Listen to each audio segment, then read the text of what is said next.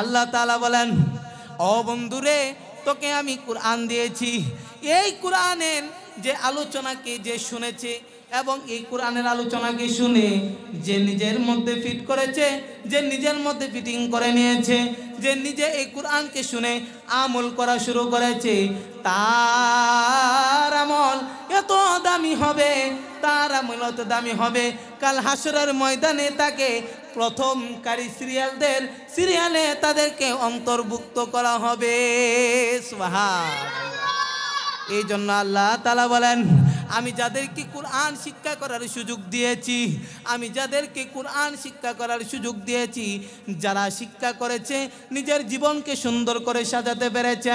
এ বন্ধু, খুব সুন্দর করে খেয়াল করো, তোমরা যারা কোরআন শিক্ষা গ্রহণ করেছো তোমরা হেরে যাও নাই, তোমাদের জীবনটা বড়ই কামিয়াবি। আল্লাহর নবীজি বলেন, যে ব্যক্তি কোরআন শিক্ষা করলো, 30 পারা কোরআন নিজের মধ্যে ধারণ করলো, আমি শুধু তাকে নয় তার মাতা পিতা সহ সম্মানিত করিব। সুবহানাল্লাহ। কাল হাসরের ময়দানে যখন আপনাকে দাঁড় করিয়ে দেওয়া হবে, আর যখন জিজ্ঞাসা হবে কাল হাসরের ময়দানে যে কিয়ামত শুরু হয়ে গিয়েছে, কে কে আছো কোরআনে হাফেজের মা, কে কে আছো কোরআনে হাফেজের বাবা, তোমরা সুন্দর করে হাত তুলম। এবার আপনি আমি যারা হাফেজ হয়েছি, আপনারা আমার মাতা পিতা হাত তুলিবেন। আল্লাহ তাআলা ওই হাফেজি কোরআনের মাতা পিতাকে ডেকে ডেকে বলবে, তোমরা আসো 1 নম্বর সিরিয়ালে দাঁড় হয়ে যাও। এবার গার্জিয়ানরা প্রশ্ন করবে, আল্লাহ গো, আমরা কেন দাঁড় হব? এবার যখন তারা জবাবে বলবে, আল্লাহ তাআলা তাদের প্রশ্নের জবাবে বলবে, তোমরা যারা হাফেজ কোরআনের মা হয়েছো, হাফেজ কোরআনের পিতা হয়েছো, তোমরা শুনো শুনো, আজকে তোমাদেরকে জান্নাতের তৈরি সোনার মুকুট দিয়া, নূরের মুকুট দিয়া পরানো হবে, তোমাদেরকে জান্নাতের নূরের মুকুট মাথায় দিয়া এই পুরা কাল হাসরের ময়দানে তোমাদেরকে সুসম্মানিত করা হবে। সুবহানাল্লাহ। এবার বলেন তো, আপনারা কি কোরআন শিখে ভুল করেছেন না লাভবান হয়েছেন? যদি কেউ বলে কোরআন শিক্ষা হেরে গিয়েছেন, কোরআন শিক্ষা করে দুনিয়াবে কোনো লাভ পান নাই, তাহলে কি বলবেন? যে লাভবান নাকি হেরে গিয়েছেন? জুড়ে বলেন। এ বন্ধু, জুড়ে বলতে হবে। তখন তোমার জবান বন্ধ করে ফেলো। তুমি যা বলতেছো তুমি বুঝি আমাকে আটকাইতে এসেছো। আমার আল্লাহ বলে দিয়েছে, যে ব্যক্তি কোরআনকে হাফেজ করেছে সে দুনিয়াতেও কামিয়াব, কাল হাসরেও কামিয়াব। ইলম হলো 2 প্রকার। একটা হলো পার্থিব জীবনে, অর্থাৎ এই দুনিয়ার জীবনে একটা ইলম, যে দুনিয়াতে চলতে হলে যে ইলম শিক্ষা করতে হয়, আমরা কথা না বলি। আর আরেকটা ইলম হলো পরকালীন ইলম। শুধু দুনিয়াবি ইলম দ্বারা দুনিয়াকে হাসিল করা যায়, কিন্তু পার্থিব এই দুনিয়ার ইলম দ্বারা আপনি আখিরাতকে কখনো পাবেন না। কিন্তু আখিরাতের ইলমটা এটা এমন একটি ইলম, যেই ইলম আপনি অর্জন করার দ্বারা ইহকাল এবং পরকালীন উভয় জাহানের চলার মতো পথ রাস্তা পেয়ে যাবেন। যারা বলেন সুবহানাল্লাহ। মুহতারাম হাজিরিন, আমরা দুনিয়ার মানুষ যে ইলমের মধ্যে খুব আকর্ষণিত রয়েছি, সেই ইলম দ্বারা আপনার মৃত্যু পর্যন্ত আপনি খুব চুংচাং ভাব ধরে চলতে পারবেন। কিন্তু আল্লাহর নবীজি বলেন যে আমার দেওয়া ইলম, আমি যে বিদ্যাকে অর্জন করেছি, দুনিয়াবি ইলম না, আখিরাতের ইলম যে ব্যক্তি অর্জন করবে তার শুধু সেই পরকালের চলার মতো রাস্তা হবে না, দুনিয়াতে চলাসহ তার উভয় জাহানের রাস্তা হাসিল হয়ে যাবে। সুবহানাল্লাহ।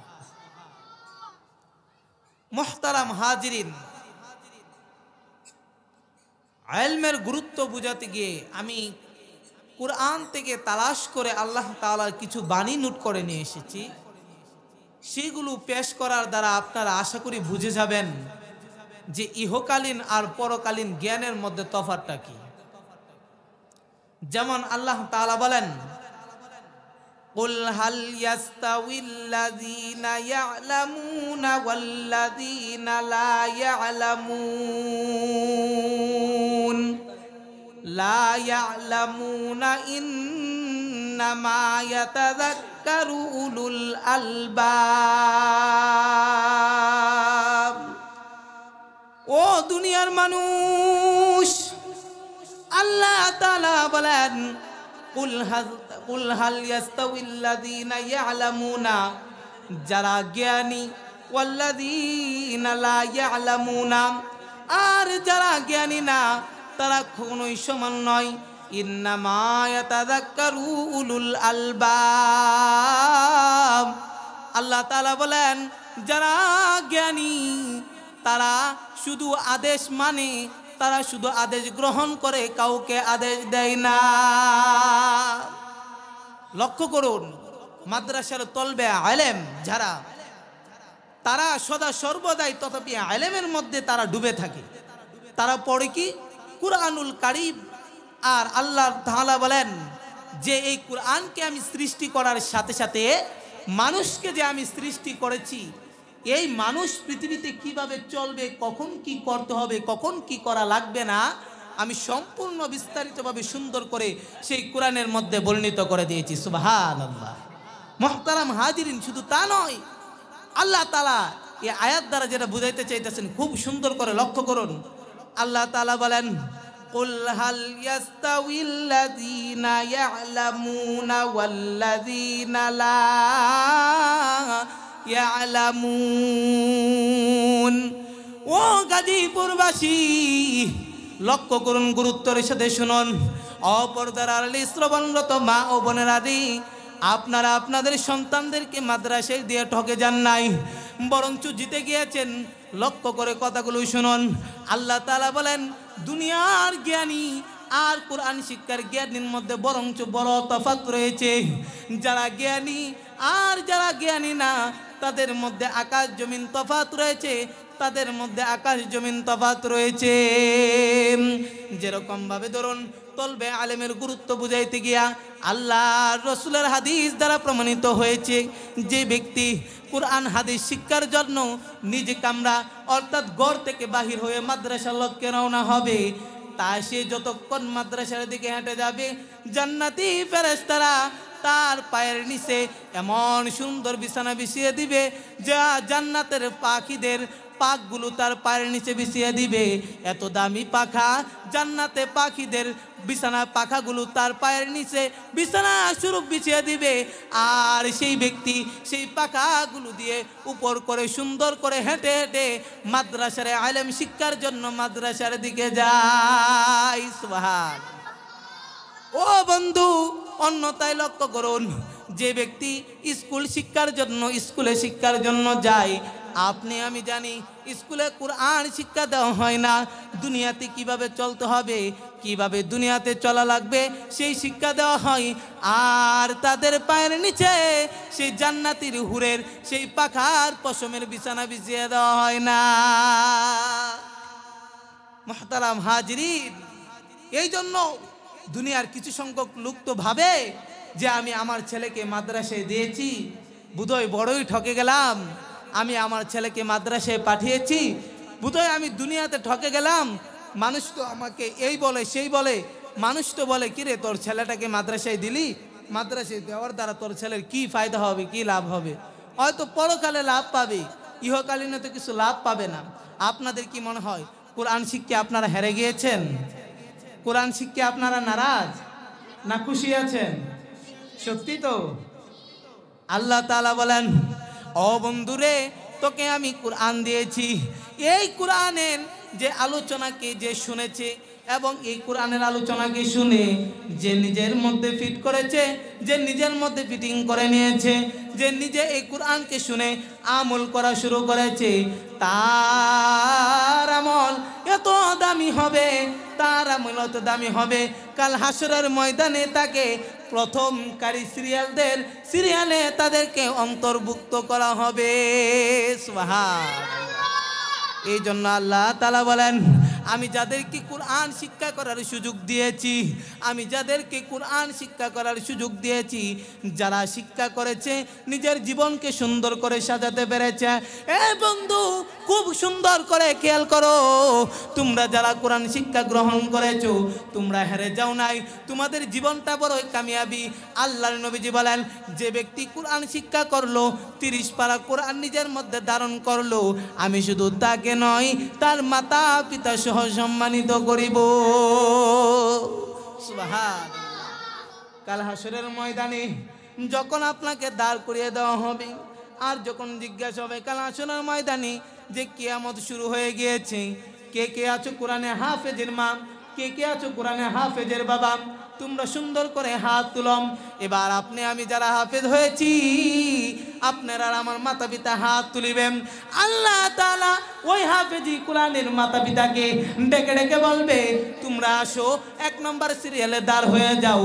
এবার গার্জিয়ানরা প্রশ্ন করবে, আল্লাহ গো, আমরা কেন দাঁড় হব?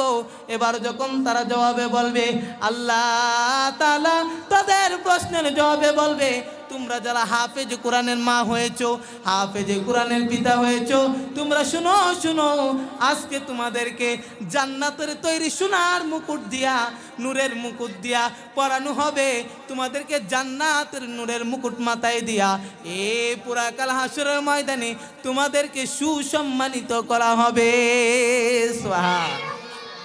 এবার বলেন তো, আপনারা কি কোরআন শিখে ভুল করেছেন না লাভবান হয়েছেন? যদি কেউ বলে কোরআন শিক্ষা হেরে গিয়েছেন, কোরআন শিক্ষা করা দুনিয়াবে কোনো লাভ পান নাই, তাহলে কি বলবেন? যে লাভবান নাকি হেরে গিয়েছেন? জুড়ে বলেন। এ বন্ধু, জুড়ে বলতে হবে। তখন তোমার জবান বন্ধ করে ফেলো। তুমি যা বলতেছো তুমি বুঝি আমাকে আটকাইতে এসেছো। আমার আল্লাহ বলে দিয়েছে, যে ব্যক্তি কোরআনকে হাফেজ করেছে সে দুনিয়াতেও কামিয়াব, কাল হাসরেও কামিয়াব। তা আমরা কোরআন শিক্ষা করে কি করেছি? আমরা কোরআন শিক্ষা করে কি করেছি বলুন? কোরআন শিক্ষা করে আমরা সব থেকে দামি জিনিস অর্জন করেছি। এই জন্য আমাদেরকে এই কোরআন শিক্ষার পাশাপাশি কোরআনের তরজমা জেনে আমাদেরকে আমল করাও লাগিবে, ঠিক না? এবার কোরআনে আসেনি নামাজের কথা। নামাজ তো অনেকে পড়ে না। যদি বলি ভাইউ কেন নামাজ পড়ো না, তুমি তো হাবেশ সব মানুষ, বলে আমি বাড়ি ছোট্ট। ও মাদ্রাসার বাইরে আপনাদের কথা বলতেছি, বাড়িতে গেলে অনেক সময় নামাজ পড়তে মন চায় না, ঠিক না? তখন শয়তানে ভালো করে ধোঁকা দেয়, আপনার খাদের মধ্যে ভালো করে বসে। কিন্তু না না, ওই অবস্থায় আপনাকে নামাজ ছাড়া যাবে না। যদি আপনি নামাজ ছেড়ে দেন, আল্লাহ রসুলের হাদিস দ্বারা প্রমাণিত হয়, যে ব্যক্তি নামাজ ছেড়ে দিল তার কলবের ভিতরে এমন একটা অন্ধকার বস্তু সপে গেল, তার কলবের ভিতরে থেকে বাতিটা যে জ্বলেছিল কুরআন মুখস্থ করার দ্বারা তার কলবের থেকে সেই বাতিটা নিভে যাবে আস্তে আস্তে করে। আর আল্লাহর রসুল বলেন, যে ব্যক্তির কলবের থেকে সেই বাতি নিভে যাবে সে আস্তে আস্তে করে মুখস্থ কুরআন ভুলে যাবে। নাউজুবিল্লাহ। আপনারা কি চান কুরআন ভুলে যেতেন? আর হাদিস দ্বারা প্রমাণিত হয়, শুনুন, আল্লাহর নবীজি বলেন, ওগো সাহাবাই কেরাম, শুনো গো শুনো, তোমরা যারা কোরআন কি মুখস্থ করেছ আর যারা কোরআনকে ভুলে গিয়েছো, তোমরা শুনো গো শুনো, যারা কোরআন মুখস্থ করে ভুলে গিয়েছো, প্রতি হরফে যত সওয়াব হয়েছিল, প্রতি হরফে ভুলে যাওয়ার কারণে প্রতি হরফে তত গুনাহ লিখে তোমাদেরকে জাহান্নামে নিক্ষেপ করা হবে। নাউজুবিল্লাহ। কোরআন শিক্ষা করে কি ভোলা যাবে না? কষ্ট করে ইয়াদ করে রাখা লাগিবে। এবার আসুন, কোরআন শিক্ষা করে ভুলে যাওয়ার কিছু দৃষ্টান্ত দিয়ে আপনাদের কি। কোরআন শিক্ষা করে আমরা খুব সুন্দর করে কোরআনকে আমরা মানিও। আমরা অনেকে আছি যারা ওয়াজ মাহফিলে এসে যা যে আলোচনা করা হয় সেটাকে আমরা মানি, আমল করি। কিন্তু আবার অনেকে আছে যে মাহফিল থেকে বাহির হওয়ার সাথে সাথে হাতে একটা বিড়ি জ্বালিয়ে নেয়। আছে না? গার্জিয়ানরা আছে অনেকেই। আমি কাউকে দোষারোপ করে বলছি না, কিন্তু চোখে দেখার কথা বলতেছি। মুহতারাম হাজিরিন, আল্লাহ তাআলা আপনাকে আমাকে বলতেছে, আমাকে আপনাকে বড় জ্ঞানী বানিয়েছেন আল্লাহ সুবহানাহু ওয়া তাআলা। ও গার্জিয়ান যারা আছেন তাদেরকে আমি বলতেছি, আপনারা শুনুন, আপনার সন্তানকে আল্লাহ তাআলা কবুল করে মাদ্রাসায় এনেছে বড় সম্মানের সাথে। আপনার সন্তানকে কবুল করেছেন বিদায় আপনার সন্তান আজকে মাদ্রাসায় আসতে পেরেছে, কোরআনকে শিক্ষা করতে পেরেছে। আপনি এটা ভুল মনে করবেন না যে আপনার সন্তান কোরআনকে শিক্ষা করতেছে বিদায় দুনিয়ার পার্থিব জীবনকে ভুলে যাবে। না না ভাইও, আপনার সন্তান দুনিয়ার যেভাবে চলতে হয় সে কোরআনকে হাসিল করার দ্বারা অটোমেটিকলি সে কোরআনের গুরুত্ব বুঝে আপনাকেও নামাজের দাওয়াত দিতে শুরু করবে। আপনার পরিবারে যারা বেনামাজি আছে তাদেরকে দাওয়াত দিতে শুরু করবে। আরে আপনার ঘরে তো তাবলীগ তৈরি হবে। আল্লাহ সুবহানাহু ওয়া তাআলা বলেন, আমরা কথা না বলি, মনোযোগ সহকারে শুনি। তো মুহতারাম হাজিরিন, যে কথা আমরা বলতেছিলাম, আমরা হেরে যাই নাই সন্তানকে মাদ্রাসায় দিয়ে, বরং আমরা জিতেছি। আমাদের সন্তানকে আমরা মাদ্রাসায় পাঠিয়েছি ইলমে দ্বীন হাসিল করার জন্য। আল্লাহ রাসূলের এক হাদিস দ্বারা প্রমাণ হয়, ক্বালান নাবিয়্যু সাল্লাল্লাহু আলাইহি ওয়াসাল্লাম তালাবুল ইলমি ফারিযাতুন আলা কুল্লি মুসলিম। ও দুনিয়ার মানুষ লক্ষ্য করুন, আল্লাহর রাসূল বলেন ইলমে দ্বীন শিক্ষা করা প্রত্যেক নরনারীর উপর ফরজ। এবার আমরা তফাৎ করতে যাই যে কে ছেলে, কে মেয়ে, কে নারী, কে পুরুষ। আমরা বলি অল্প বয়সে লেখাপড়া যারা করতে পারি নাই, মাদ্রাসায় ছোটবেলায় মাতা পিতা পড়ায় নাই, আমাদের জন্য বুঝি ইলমে দ্বীন শিক্ষা হাসিল করা হয় নাই, তাই আমাদের জন্য এই বৃদ্ধ বয়সে ইলমে দ্বীন শিক্ষা করা যাবে না। ও বন্ধু, এই হাদিস দ্বারা এটা প্রমাণ হয় যে শুধু ইলমে দ্বীন শিক্ষা করা ছোট্টকালে নাবালককালে আদায় করাই ফরজ নয়। আল্লাহর নবীজি বলেন ইহকাল এবং পরকালের জন্য চলার জন্য তুমি যে ইলমে দ্বীন শিক্ষা হাসিল করিবা, এটা শুধু ছোট্টকালে না, এটা বৃদ্ধকালেও তোমার জন্য শিক্ষা করা ফরজ। ও বন্ধু, শুধু বৃদ্ধকালের জন্য না, এই ছোটকালে আমরা শিক্ষা করতেছি যারা, আমরা তো খুবই ভাগ্যবান।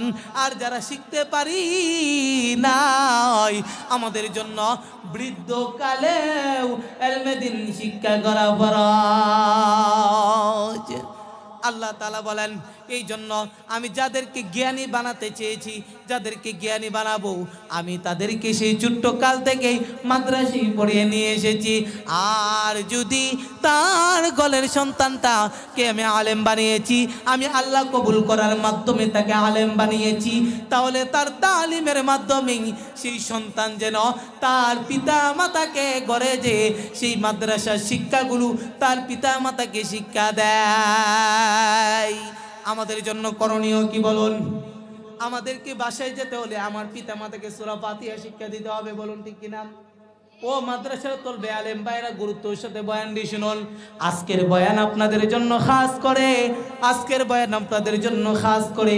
আমি সূরা ফাতিহা মাদ্রাসায় আমার পিতা মাতা গার্মেন্টস করে হাজারো বিজারো টাকা কামাইয়া কষ্টে করে ফজরের পর থেকে মাগরিব পর্যন্ত, অনেকের তো মাগরিবের সময় ছুটি হয় না 10টা পর্যন্ত, একদম রাত্রেবেলা সকালের আলো ভালো করে ফুটতে না ফুটতেই তারা ইলমে দ্বীন শিক্ষা করাবে আপনাকে।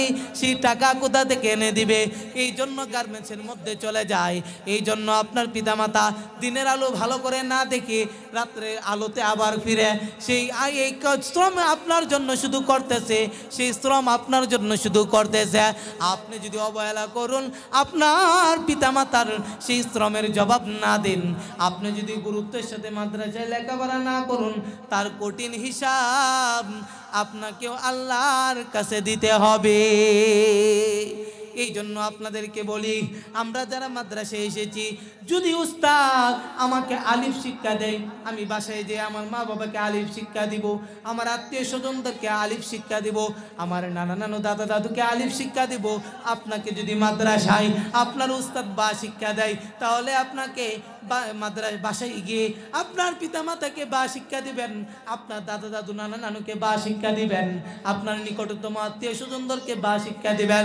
ও বন্ধু, এইভাবে যদি আপনার পিতামাতা আপনাকে মাদ্রাসায় দেওয়ার কারণে আপনার উস্তাদে শিক্ষক মহোদয়গণ যদি আপনাকে সূরা ফাতিহা শিক্ষা দেয়, সূরা ফালাক শিক্ষা দেয়, সূরা নাস শিক্ষা দেয়, অর্থাৎ নামাজ কিভাবে পড়তে হবে সেটাও যদি আপনাকে শিক্ষা দেয়, আপনাকে বাসায় দিয়ে সেটা শিক্ষা দেওয়াও আপনার উপরে ফরজ।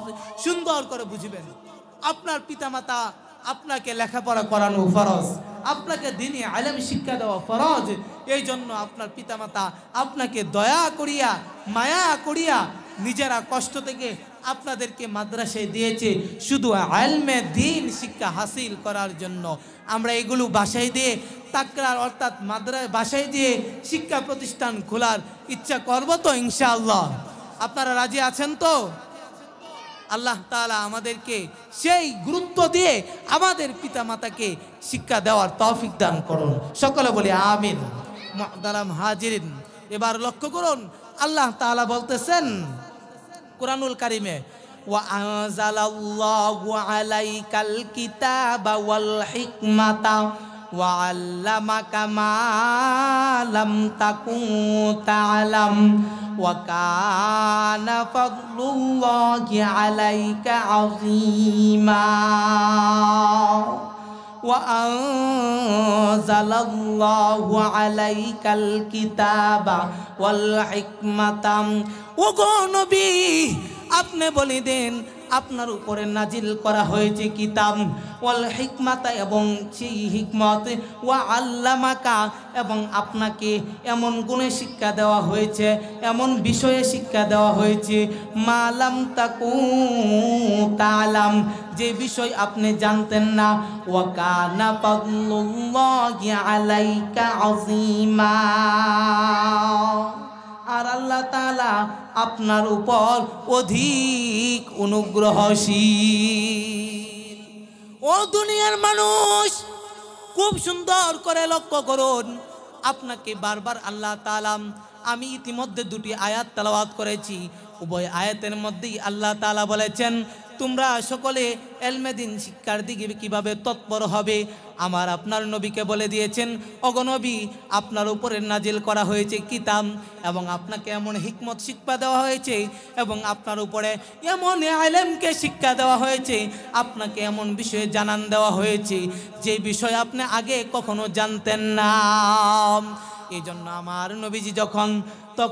নবীজি যখন কাফিরদের সামনে এসে দ্বীনের দাওয়াত দিতেন এবং বিভিন্ন বিষয়ে আল্লাহর রাসূল নতুন নতুন বিষয় নিয়ে আসতেন, যখন নামাজ কায়েমের কথা আল্লাহ তাআলা বললেন, আল্লাহর নবীজির উপরে নাজিল হয়েছে, তখন আল্লাহর রাসূল এসে যখন নামাজের কথা বললেন, তখন আল্লাহর রাসূলকে বলে, এতদিন আমরা মূর্তি পূজা করেছি, এতদিন আমরা মূর্তিকে সেজদা করেছি, এই মুহাম্মদ বুঝি পাগল হয়ে গিয়েছে, এই মুহাম্মদ কোন নতুন বিষয় নিয়ে এসেছে, এই মুহাম্মদ কি বলতেছে, কোন খোদার ইবাদত করতে কইতাছে। বন্ধু রে, আপনার আমার নবীকে যখন এই কথা বলে, আপনার আমার নবী চক্ষু দিয়ে সুন্দর করে পানি পড়তেছে, আল্লাহ রাসূল কান্দে আর বলে, আল্লাহ গো, তুমি আমাকে দ্বীনের মধ্যে পাঠিয়েছ, দ্বীনের দাওয়াত আমাকে দিতে বলেছ, আমাকে এমন এমন বিষয় তুমি শিক্ষা দিতেছ যেগুলো এই দুনিয়ার মানুষ আগে কখনো শিখে নাই, আগে কখনো শুনে নাই। আমার আপনার নবী যখন আল্লাহর রাসূল বললেন, ওগো নবী, আল্লাহর রাসূল বলতেছে, ওগো সাহাবায়ে কেরাম, আমি তোমাদের মধ্যে যখন এই নতুন নতুন বিষয় তাকরার করতেছি, তোমরা তো অবাক হয়ে যাইতেছ, তোমরা তো সেই বিষয়ক জানতেছ না, তোমরা তো সেই বিষয়ক বুঝতেছ না। এই জন্য আমি তোমাদেরকে যে বিষয়ে জানান দিতেছি, তোমরা এগুলো সুন্দর করে বুঝে নাও। যদি না বুঝো, যদি না জানতে পারো, তোমরা বারবার এসে আমি নবীর কাছে জেনে নাও, কিন্তু আমার উপরে কাউকে তোহমত দিতে দিও না। জুড়ে জুড়ে বলে যাবে কি সুবহানাল্লাহ। ও বন্ধু, সুন্দর করে কথাগুলো শুনুন। ও পর্দার আড়ালের শ্রবণগত মা ও বোনেরা, সুন্দর করে শুনুন গো। আপনারা আর আমার নবী কত কষ্ট করেছেন, তিনার নবী রাসূলের উপরে কত সুন্দর বিষয়ক আল্লাহ তাআলা নাজিল করেছেন। আমার আর আপনার উপর আল্লাহ তাআলা তত বেশি চাপ দেন নাই, কিন্তু আমার রাসূলের উপরে ওহী নাজিল করার মাধ্যমে আপনার আর আমাকে দুনিয়াতে কিভাবে চলতে হবে, কিভাবে ফিরতে হবে, সেই জানান দেওয়ার মাধ্যমে আপনাকে আমাকে দুনিয়াতে চলার উপরে, দুনিয়াতে ইলমে দ্বীন শিক্ষা করার উপরে সুযোগ করে দিয়েছেন। জুড়ে বলা যাবে কি সুবহানাল্লাহ। বন্ধু, সুন্দর করে কথাগুলোকে লক্ষ্য করুন। ও পর্দার আড়ালে শ্রবণগত মা ও বোনেরা রে, আল্লাহ রসুলকে, আল্লাহ রসুলের উপর এ আয়াত নাজিল করে আল্লাহ তাআলা বোঝাতে চেয়েছেন, দুনিয়ার সব জ্ঞানকে বাদ দাও। এতদিন মানুষ যেভাবে চলেছে সেই জ্ঞানকে বাদ দাও, মূর্তি পূজাকে রহিত করে দাও। অগনবী গো, তুমি তোমার কাছে যেই ওহী নাজিল করেছি আমি আল্লাহ, তুমি সেই ওহীর নাজিল দাও, সেই মোতাবেক মানুষদেরকে চলাফেরার তৌফিক দান করাও। তুমি তাদেরকে সেই অনুযায়ী দাওয়াত দাও। আমি আল্লাহ যদি ভালো মনে করি, তুমি যাদেরকে দাওয়াত দিবা তাদেরকে আমি আল্লাহ অটোমেটিকলি হেদায়াত করে দিব। সুবহান। উঠাউটি দুটো আয়াত আপনাদের সামনে তাকরার করা হয়েছে আল্লাহ তাআলার কুরআন থেকে। সেই তাকরারের মাধ্যমে স্পষ্ট বাণী বোঝা যায় যে আল্লাহ তাআলা আমাদের মাধ্যমে ইলমে দ্বীনকে শিক্ষা করার জন্য, ইলমে দ্বীনকে শিক্ষা করার গুরুত্ব তাৎপর্য করার জন্য, আমাদেরকে এই গুরুত্ব বোঝানোর জন্য এই আয়াতকে নাজিল করেছেন আল্লাহ তাআলা। মুহতারাম হাজিরিন, শুধু তা নয়, আল্লাহ তাআলা এই কোরআনের আয়াতের মাধ্যমে বুঝাতে চেয়েছেন যে ওগো নবী, আপনি পৃথিবীর মানুষের মধ্যে বলে দেন যে তারা এতদিন যে ইলম বিদ্যা শিক্ষা করেছে সেটা ভুল। তারা যেন আপনার দেওয়া বাণী, তারা যেন আপনার দেওয়া বাণীকে কবুল করে নেয়। তারা যেন আপনি যেই বাণী আমার পক্ষ থেকে ওহীর মাধ্যমে জানতেছেন সেই বাণী যেন তারা মানে, অর্থাৎ তারা আগে যে ইলম শিক্ষা করেছে সেই ইলমকে বাদ দিয়ে যেন তারা নতুন করে এই বিদ্যা অর্জন করে। ভাইয়েরও আমরা মনোযোগ দিয়ে শুনি, কথা না বলি ভাই, বিভিন্ন মনোযোগী আমরা না হই। গুরুত্বপূর্ণ আলোচনা হইতেছে ভাই, কোরআন থেকে আলোচনা হচ্ছে, আমরা যদি বিভিন্ন অমনোযোগী থেকে তাহলে কিভাবে হয়? এই যে ছোট্ট ভাইয়েরা আমরা কথা না বলি। মুহতারাম হাজিরিন, আরেকটা আয়াতের দ্বারা আপনাদেরকে ইলমে দ্বীনের গুরুত্ব আমি বুঝাচ্ছি, তারপরেই আমি ইলমে দ্বীনের গুরুত্ব আপনাদের সামনে বুঝিয়ে আমি আমার বয়ান শেষ করব ইনশাআল্লাহু তাআলা। আল্লাহ তাআলা বলেন, ইয়ারফাইল্লাহুল্লাযীনা আমানু মিনকুম ওয়াল্লাযীনা উতুল ইলমা দারাজাত ওয়াল্লাহু বিমা তা'মালুনা খাবীরা। ও দুনিয়ার মানুষ, তোমরা লক্ষ্য করো, আল্লাহ তাআলা বলেন, ইয়ারফাইল্লাহুল্লাযীনা আমানু মিনকুম, অগনবী গো, যারা ঈমান তোমাদের মধ্যে হতে যারা ঈমান এনেছে, ওয়াল্লাযীনা উতুল ইলমা দারাজাত, এবং যারা জ্ঞানী আলেম তাদের মর্যাদা আমি উঁচু করে দিয়েছি, তাদের মর্যাদা আমি ইহকাল এবং পরকালে অনেক মর্যাদাবান বানিয়ে দিয়েছি, অনেক গুরুত্বের সাথে আমি পেশ করেছি। তাদেরকে ইহকাল এবং পরকালীনে উভয় জাহানে আমি তাদেরকে বড় দামি করে রাখিব। আল্লাহ তাআলা বলেন, ওয়াল্লাহু বিমা তা'মালুনা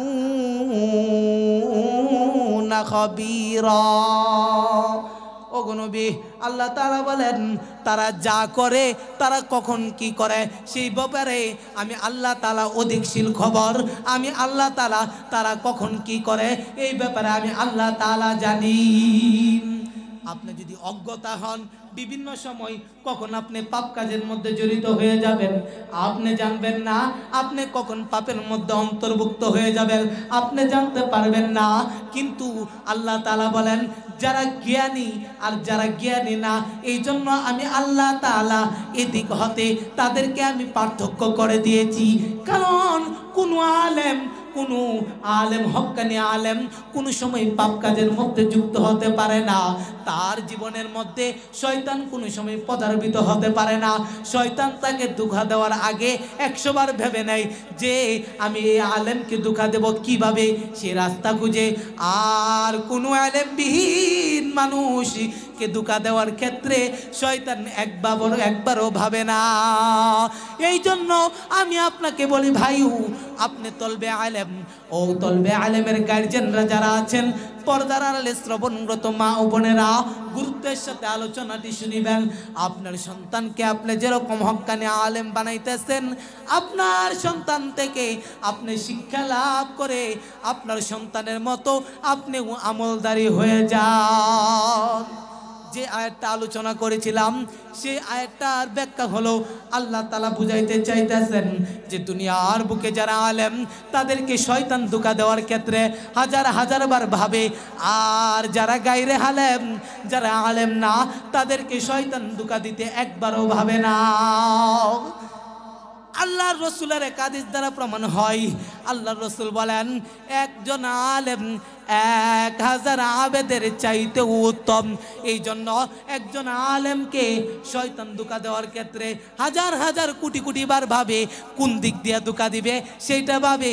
কিন্তু একজন গায়রে আলেম, যে দিনে আলেম যিনি আলেম দিনী আলেমে শিক্ষিত নয়, যে দিনী আলেমের গুরুত্ব বুঝে না, তার কাছে শয়তান যাতে 1000 বার ভাবে না, কোটি কোটি বার ভাবে না। শয়তানের এক তুড়িতেই শয়তান তার পাপ কাজের মধ্যে সেই মানুষকে জড়িত করে ফেলে। এই জন্য আল্লাহ তাআলা আলেমের গুরুত্ব বাড়াইয়া দিছে। এই বন্ধু, তুমি আর আমি আজ নয়তো কাল আলেম হব। যেহেতু আমরা তলবে আলেম শিক্ষা করতেছি এলমে দিল, সেই তো আমরা একদিন না একদিন আলেম হব। ও বন্ধু, তুমি মাদ্রাসা থেকে যা শিক্ষা করতেছ এবং যা শিক্ষা করবা, বাসায় যেয়ে তাকরার করবা, তালিম দিবা, পিতামাতাকে নামাজি বানাইবা, পিতামাতাকে নামাজের দাওয়াত দিবা, দাদা দাদুকে নামাজের দাওয়াত দিবা, নানা নানুকে নামাজের দাওয়াত দিবা।